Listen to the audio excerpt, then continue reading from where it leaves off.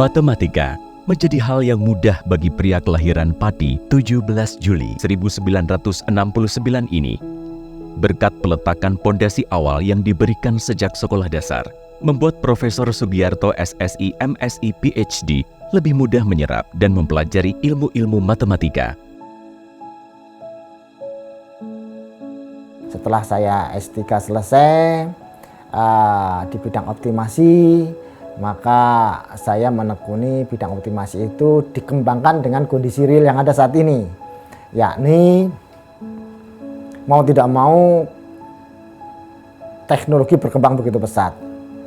Era 4.0 menuju era 5.0 menunjukkan begitu besar melimpahnya data, ya, dengan ratusan mungkin ribuan variabel yang ada.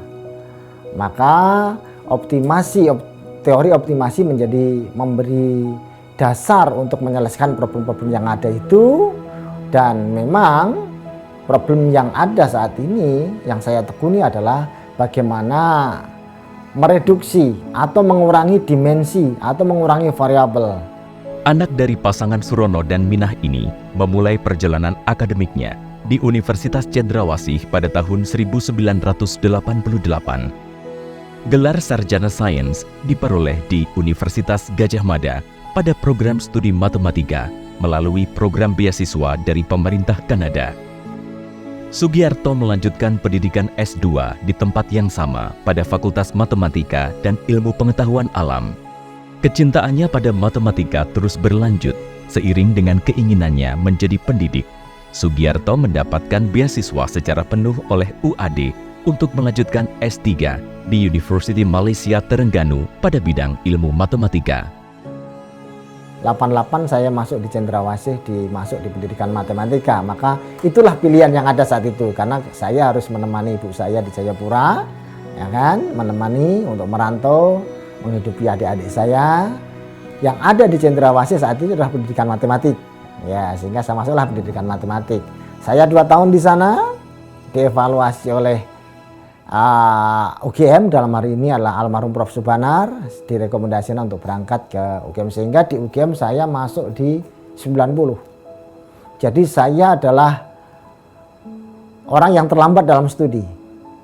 Ya, oleh karena itulah maka dulu saya berpikir saya boleh terlambat S1 saya, tetapi untuk menyelesaikan gelar doktor saya tidak boleh terlambat dengan yang lain, sehingga saya termasuk akhirnya tidak termasuk orang yang lambat di dalam menyelesaikan semua studi saya.